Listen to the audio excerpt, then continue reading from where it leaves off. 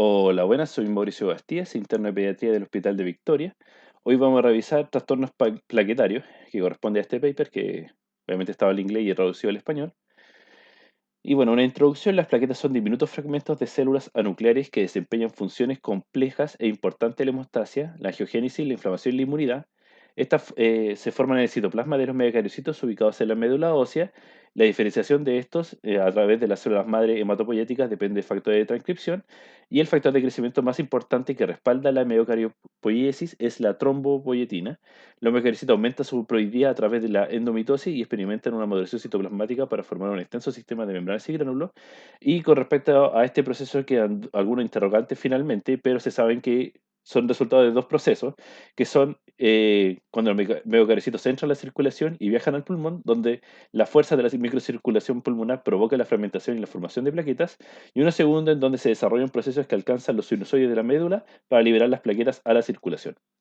Se sabe que los valores normales varían un poquito del laboratorio, pero en general se establece entre 150.000 y a 450.000 según las unidades de medida. La trombocitopenia es definida cuando este recuento es inferior a los 150.000. Sin embargo, el número de plaquetas necesarias para la hemostasia es menor que el límite inferior a lo normal, y el umbral de recuento de plaquetarias en el que se producen los signos y síntomas de sangrado no está totalmente bien definido, pero se sabe que esta clínica comienza cuando estos valores ya son inferiores a los 50.000. Los trastornos clínicos de las plaquetas pueden deberse a deficiencia, disfunción, una combinación de ambas, y pueden ser congénitas o adquiridas. Los signos y síntomas relacionados con la trombocitopenia y los signos y síntomas relacionados con la disfunción de plaquetarias se superponen y pueden variar según la causa y los factores clínicos, generando confusión.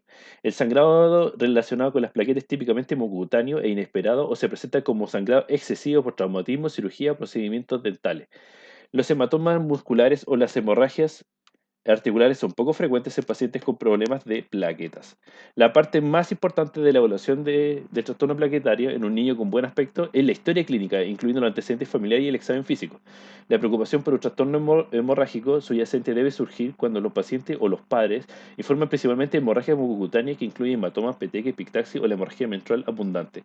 Suele ser dificultoso, determinar los hematomas normales frente a los anormales, y las fotografías de estos hematomas pueden ser un complemento útil para la historia clínica, y las imágenes de hematomas grandes, profundos o elevados suelen ser más preocupantes para un trastorno hemorrágico subyacente. La falta de desafío hemostático en un niño en el momento de la evaluación puede dificultar la determinación del fenotipo hemorrágico. Las herramientas de sangrado estandarizadas suelen ser útiles para evaluar significados de estos signos y síntomas, pero estos suelen ser muy engorrosas y difíciles de administrar.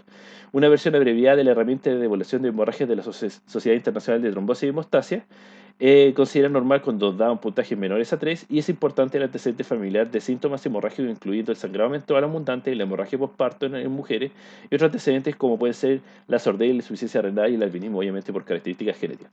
La escala que les estaba hablando. Cuando da valores menor a 3, según los síntomas que tienen, se puede considerar normal, y más de 3 hay que comenzar el estudio.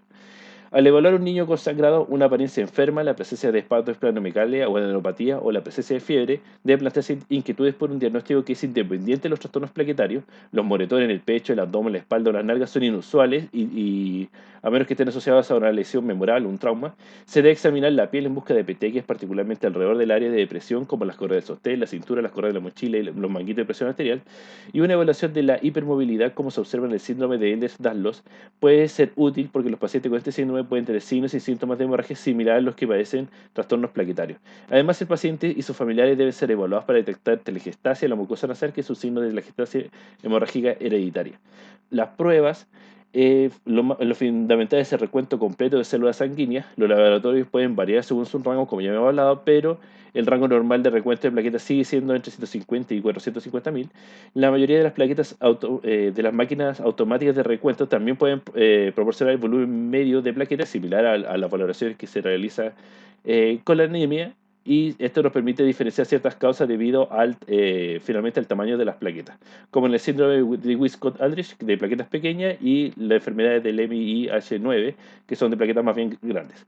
La revisión del frotis periférico es un método comparable para determinar el tamaño de las plaquetas. Las plaquetas que son más grandes que un glóbulo rojo, se denominan plaquetas gigantes y pueden indicar un aumento del regalo plaquetario o una macrotrombocitopenia. Muchas máquinas automáticas del recuento para el recuento sanguíneo también proporcionan fracciones entre plaquetas inmaduras que miden las plaquetas jóvenes en sangre periférica. Este sería el símil a los reticulocitos en la anemia. Y esta nos permite valorar la respuesta de la médula ósea a la trombocitopenia. En enfermedades de destrucción de plaquetas periféricas, obviamente este va a estar aumentado, y en las enfermedades que está insuficiente la médula va a estar normales o bajas. La revisión del frotis periférico permite evaluar la granularidad de las plaquetas, así como la aglutinación de las plaquetas. La pseudotrombocitopenia ocurre en algunos pacientes cuyas plaquetas se aglutinan cuando se obtiene sangre en este tubo, y la revisión del frotis en sangre para buscar aglutinaciones suele ser útil antes de realizar una evaluación diagnóstica adicional. La prueba funcional de plaquetas es un desafío debido a la naturaleza sensible de las plaquetas de la activación, así como la frecuencia de medicamentos, dieta, técnica de fluidotomía y función plaquetaria, que es compleja. El gol estándar de la evaluación de la función plaquetaria es la agregación de transmisión de luz y requiere mucho trabajo, grandes volúmenes de sangre y tiene una disponibilidad limitada. Se utiliza en plaquetas o sangre entera y expone las plaquetas a una serie de agonistas para interrogar según las vías de señalización, y la respuesta de los agonistas varía entre los trastornos plaquetarios cualitativos y ciertos patrones en respuestas que se asocian con trastornos plaquetarios. Por otro lado, la tromboelastografía es un método de desarrollo para evaluar la formación de coágulos y la fuerza de sangre que entra como la prueba en el punto de atención, y se usa fundamentalmente en pacientes con hemorragia activa en el departamento de urgencia, el quirófano o la UCI para guiar las transfusiones en lugar de diagnosticar los trastornos hemorrágicos en el ámbito ambulatorio. Estos son las dos grandes cuadros de todas las patologías que vamos a revisar. Del resumen, obviamente yo lo he traducido al español. Y bueno, primero tenemos los trastornos que son problemas del número o de la función. El diagnóstico diferencial de la trombocitopenia tiene que variar según la clínica, si está bien, si está enfermo, si es congénito o adquirido, según la edad, si es lactante, si es un niño mayor, según el número de las plaquetas. El diagnóstico diferencial de un niño que presenta trombocitopenia, así como la citopenia adicional, como la anemia de neutropenia, es muy diferente a la de la trombocitopenia aislada, que esta es básicamente la clase, y obviamente no van a ser revisados. El hallazgo de la trombocitopenia en un paciente que se sabe que tiene un recuento de plaquetas previamente normal o signos y síntomas asociados con trombocitopenia de un paciente que previamente no tenía tales signos y síntomas debe impulsar a que tiene obviamente una trombocitopenia adquirida. Aquí se revisa la etiología más común de trombocitopenia adquirida. Tenemos la trombocitopenia aloinmunofetal y neonatal, que es la causa más común de trombocitopenia grave, con recuento menor a los 50.000, en recién nacido, y que se produce de 0,5 a 1,5 por cada 1.000 recién nacidos, lo que probablemente se cree que es una subestimación. Se desarrolla cuando las plaquetas fetales tienen antígenos heredados del padre que están ausentes en la madre, y el sistema inmunológico materno reconoce los antígenos como extraños y genera una respuesta inmunitaria como anticuerpos contra los antígenos plaquetarios heredados por el padre. Estos anticuerpos atraviesan la placenta, lo que resulta en la eliminación de las plaquetas fetales y la trombocitopenia. Esto puede afectar al primer embarazo, y la Sociedad Internacional de Trombosis y Hemostasia recomienda que cuando se sospeche del SNIDE, las pruebas incluyen la determinación del genotipo de HPA del padre recién nacido y o el padre, prueba a los anticuerpos del suero materno y una prueba cruzada con plaquetas paternas. La trombocitopenia suele ser grave, con recuentos menores a 50.000, y puede provocar hemorragias intracraneales en aproximadamente uno de cada 10.000 nacimientos, con una frecuencia más alta en el SNIDE grave. Existe una tasa muy alta de hemorragia intracraniana recurrente en embarazos posteriores si el primer embarazo lo tuvo. Debido a la alta tasa de hemorragia intracraniana en el útero y el SNIDE recurrente, se han desarrollado varias estrategias para el manejo prenatal que incluyen administración de inmunoglobulina intravenosa con o sin corticoides a la madre durante el embarazo. En recién nacidos de pretérmino con apnea y trombocitopenia sintomática o para recuento de plaquetas inferior a las 30.000 están indicadas finalmente las transfusiones de plaquetas. Para los lactantes prematuros, los lactantes con hemorragia intracraniana o los lactantes que no se encuentran bien, las transfusiones deben ser consideradas en un umbral obviamente más alto, y el producto de la transfusión recomendado son las plaquetas compatibles. Si no se dispone de estas plaquetas, el recién nacido debe recibir una transfusión con un tipo de donante aleatorio y plaquetas compatibles, mientras que las plaquetas de antígeno se consiguen o si finalmente están disponibles. A todos los lactantes con STIs, además, se le debe realizar a lo menos una ecografía craneal con ecografías craneales repetidas según esté clínicamente indicado o si la trombocitopenia es recurrente. Otra patología, tenemos el PTI, es una destrucción autoinmunitaria de las plaquetas que suele ser primaria, no asociada a una causa subyacente o secundaria, asociada a otros trastornos como el lupus eritematoso sistémico. Se clasifica según la duración, recién diagnosticado menos de 3 meses, persistente entre 3 y 12 y crónico más de un año. El PTI se desarrolla debido a una desregulación inmunitaria con el desarrollo autoanticuerpos contra los antígenos plaquetarios y megacariocitos, lo que da como resultado un mayor aclaramiento plaquetario y una producción deficiente. Se estima que la incidencia del PTI es de 1,9 a 6,4 por 100 niños por año y los pacientes pediátricos suelen tener un buen aspecto y presentan un inicio agudo con hematomas, petequias y hemorragia de las mucosas con trombocitopenia aislada en el recuento de hemograma completo. Una parte de los niños tendrán una enfermedad previa, vacunación, reacción alérgica, picadura de insectos y no hay pruebas específicas para el diagnóstico del PTI y otras causas de trombocitopenia deben eliminarse mediante la anamnesis y el examen físico o una evaluación del laboratorio adicional.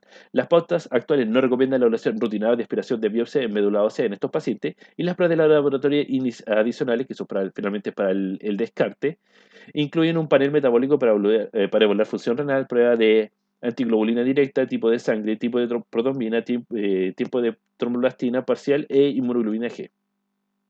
La hemorragia grave, incluida la hemorragia intracraneal, es rara en el PTI, con una incidencia global del 0,4% y una incidencia ligeramente superior en pacientes con PTI crónico. La incidencia de hemorragia grave es aproximadamente del 20% en estos pacientes y los predictores de hemorragia grave incluyen un recuento de plaquetas menor a 10.000 y un PTI diagnóstico reciente y hemorragia menor previa. Se recomienda observación para estos pacientes que presentan sangrado leve o nulo, independientemente del recuento de plaquetas. O sea, la clínica tiene un mayor valor aquí. Para niños con hemorragia, el tratamiento de primera línea es IG endovenosa o un ciclo corto con corticoides. Las guías actuales desaconsejan el anti-D en niños con anemia debido a la hemorragia o la evidencia de hemólisis y la mayoría de los niños con PTI tendrán un curso autolimitado independientemente del tratamiento, pero aproximadamente un 20 o 30% pueden llegar finalmente al crónico.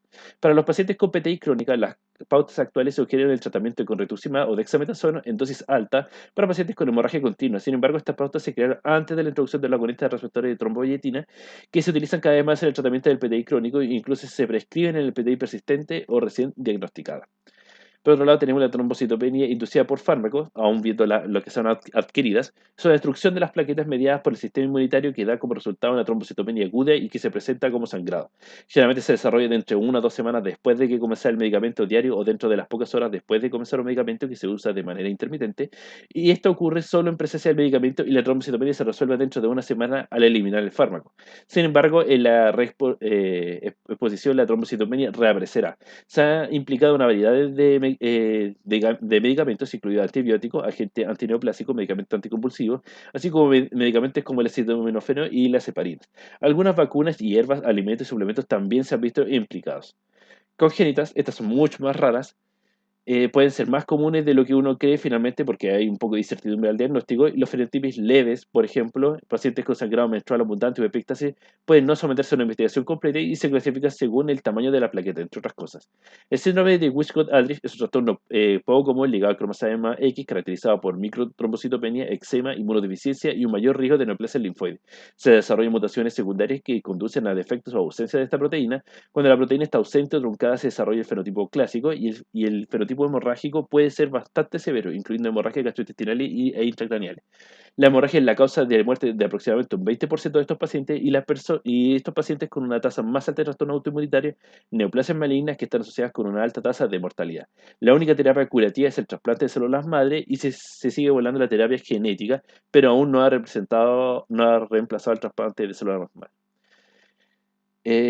Patología congénita con plaquetas de tamaño normal. Tenemos la amegacariocítica congénita, es un trastorno autosómico recesivo raro que se presenta al nacer con trombocitopenia grave. El recuento medio de plaqueta es de 21.000 y puede ocurrir hemorragia intracraniana. Los medios carecitos están reducidos o ausentes en la médula ósea en pacientes con trombocitopenia amegacariocítica. La mayoría de estos pacientes progresará en insuficiencia medular y también tienen un mayor riesgo de mielodisplasia y leucemia mieloide aguda. La única terapia curativa es el trasplante celular madre. Trombocitopenia con radios ausentes, un síndrome caracterizado por trombocitopenia y aplasia bilateral de los radios. Algunos estudios familiares sugieren que el TAR se superpone con el síndrome de Roberts, un síndrome de anomalías congénitas múltiples, que consisten en hendiduras faciales, anomalías renales, genitales y defectos de extremidad y restricción del crecimiento que se ven en la fotito de arriba. Y que esta vendría siendo la variante heterocigótica compuesta. Los recuentos de plaquetas suelen ser inferiores a los 50.000 inicialmente, pero finalmente a medida que va creciendo los rangos pueden normalizarse. El sangrado es común en el primer año de vida y los bebés con TAR tienen riesgo de hemorragia intracranial. También puede haber anomalías en las extremidades inferiores, así como anomalías cardíacas y faciales. La alergia a la leche de vaca es común y afecta a una proporción de estos niños y pueden expresarse como sangrado gastrointestinal. El tratamiento en el TAR es el apoyo con transfusiones de plaquetas para el sangrado o en la preparación para procedimientos, y la tasa de malignidad del TAR es un poco más baja frente a los trastornos congénitos de la médula. Plaquetas grandes, como enfermedades relacionadas con el MIH9, que incluyen las previamente mencionadas anomalías de Meihagen, síndrome de Sebastián, síndrome de Fetner y síndrome de Epstein. Estos trastornos se deben a mutaciones de este gen, son autosómicos dominantes y se caracterizan por un macrotrombocitomenia e inclusiones de medeutrófilos, cuerpos de Dolle y signos y síntomas de hemorragia leve. Otras manifestaciones clínicas están presentes de manera variable y pueden incluir nefritis con progresión a insuficiencia renal de etapa terminal, paraplegia espástica familiar y deficiencia de hormonas, crecimiento hipoficiario, hipoacusia de alta frecuencia y glaucoma y catarata. Los signos no plaquetarios suelen eclipsar el fenómeno hemorrágico debido a que estas afecciones autosómicas dominantes evitan obtener los antecedentes familiares, insuficiencia renal, hipoacusia, glaucoma, catarata temprana, en pacientes que finalmente tienen hemorragias mínimas y macrotrombocitopenias. Síndrome velo-cardiofacial es una microdelección del brazo largo proximal del cromosoma 22 que da como resultado un espectro de trastornos del desarrollo, incluyendo un síndrome velo-cardiofacial que se caracteriza por la disfunción velofaringia y apariencia facial típica, problemas del desarrollo neurológico y defectos cardíacos congénitos. Los pacientes con este síndrome suelen tener una macrotrombocitomenia y un fenómeno hemorrágico leve. Trastornos cualitativos. Los fenómenos clínicos asociados con disfunción plaquetaria varían desde leves, hematomas limitados, epictasis, sangrado menstrual abundante, a graves, como petequias, púrpura, hemorragia gastrointestinal, hemorragia intracraneal importante. Los trastornos plaquetarios funcionales pueden ser adquiridos, congénitos y o no asociados a recuentos plaquetarios normales o trombocitopenia. La tromboplastia de Glassman es una enfermedad autosómica recesiva, trastorno causado por la disminución de la expresión en la función alterada de las plaquetas de la glicoproteína 2B3 activada, el mediador de la agregación plaquetaria. El recuento de plaquetas es normal y las plaquetas son de tamaño y granularidad normales. La incidencia es aproximadamente 1 en 1 millón, pero aumenta en 1 en 200.000 en poblaciones con altas tasas de consanguinidad. La presentación en el periodo natal es común y los pacientes que se presentan antes de los 5 años tienen un peor pronóstico, son hemorragias más graves. El sangrado menstrual abundante puede resultar significativo y la hemorragia de las plaquetas tiene deficiencia o carencia de la glicoproteína 2B3A al ser evaluada por citometría de flujo. El tratamiento suele resultar en aloinmunizaciones producto de las transfusiones, lo que hace finalmente que estas sean insuficientes. El factor 7.2A recombinante es un tratamiento aprobado por el FDA para esta patología y se usa con frecuencia como tratamiento de primera línea para esta hemorragia, mientras que las transfusiones de plaquetas se reservan para hemorragias graves o potencialmente mortales. Y finalmente, la única terapia curativa es el trasplante de células madre hematopoyéticas. Síndrome de Bernard-Soulier es un trastorno autosómico recesivo caracterizado por macrotrombocitomía moderada grave que va del 20.000 al 100.000 y una pérdida de adhesión de las plaquetas del colágeno independiente del factor de von Willebrand con un fenotipo hemorrágico de moderado a grave. También es un trastorno poco común con incidencia de 1 en 1 millón y los defectos genéticos de cualquier componente del complejo de la proteína 1B95 dan como resultado en el síndrome de Bernard-Soulier. La presentación de la infancia en la primera infancia es común con hematomas y epictasis. También pueden ocurrir otras hemorragias mucocutáneas como hemorragia gastrointestinal y hematuria. El tratamiento generalmente se requiere antes de la cirugía, procedimiento o en respuesta a una hemorragia. Sin embargo, las transfusiones plaquetarias son una terapia eficaz. Y finalmente estos pacientes pueden caer igualmente en desarrollar a los anticuerpos. El factor 2A recombinante no se aprobó para esta patología. Síndrome de Weijensky-Pudalk. El síndrome es un síndrome autosómico muy raro, es un trastorno recesivo caracterizado por albinismo cutáneo, fenotipo hemorrágico, colitis granulomatosa y fibrosis pulmonar. Algunas áreas del mundo, como Puerto Rico, tienen una mayor incidencia. Los 10 subtipos se caracterizan por el albinismo cutáneo y disfunción plaquetaria, pero la colitis y la enfermedad pulmonar fibrosis son variables. La disfunción plaquetaria es secundaria a la ausencia o casi ausencia de gránulos densos que pueden detectarse mediante microscopía electrónica. Deben realizarse pruebas genéticas debido a la implicación relacionada con el seguimiento y la vigilancia del pronóstico de la colitis y la fibrosis. El síndrome de Paris-Tronçon-Jacobsen se caracteriza por una trombocitopenia en el periodo neonatal y difusión plaquetaria. Esta puede mejorar con el tiempo, pero la difusión plaquetaria persiste. Casi el 90% de estos pacientes con síndrome de Jacobsen presentan cuadros hemorrágicos, cardiopatía congénita, discapacidad intelectual, problemas de conducta e inmunodeficiencia. Es producto de las delecciones variables de la cara distal del brazo del cromosoma 11q y tienen este síndrome.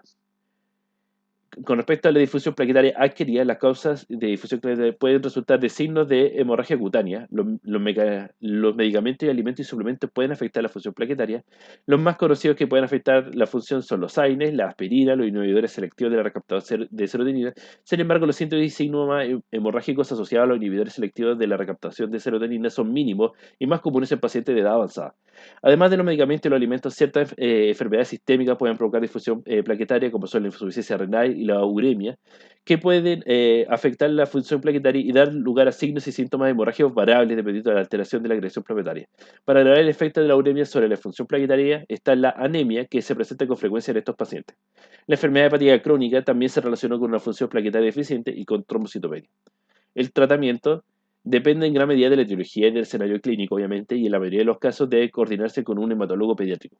Para los trastornos hereditarios de la función plaquetaria y la trombocitopenia, la mayoría no requieren medicamentos diarios, sino que requieren tratamiento en respuesta a una lesión o una preparación para la cirugía. Los primeros auxilios con la aplicación de presión son fundamentales para controlar el sangrado de pacientes con trastornos plaquetarios, además de antifibrinolyticos como el ácido epixon aminocaproico y el ácido tranexémico, pueden ser útiles para tratar y prevenir el sangrado.